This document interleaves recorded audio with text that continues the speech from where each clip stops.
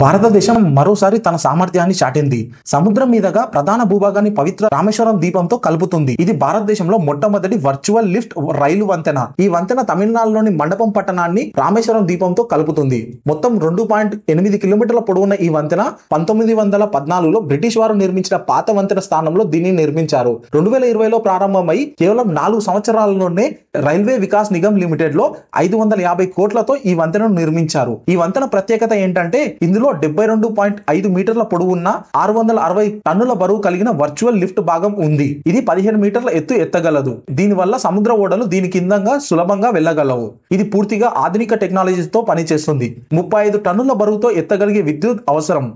మిగతా అంతా remote control తో చేయగలుగుతారు. ఈ ప్రాంతం తుఫాన్లకు ప్రసిద్ధి. అందుకే 25 నుంచి 35 మీటర్ల లోతు గల గట్టి పునాదులు వేశారు. తుఫాన్ల ప్రభావం లేకుండా 3 పొరల పెయింట్ వేశారు. ఈ వంతెన 100 సంవత్సరాల వరకు సేవ అందిస్తుందని అంటున్నారు.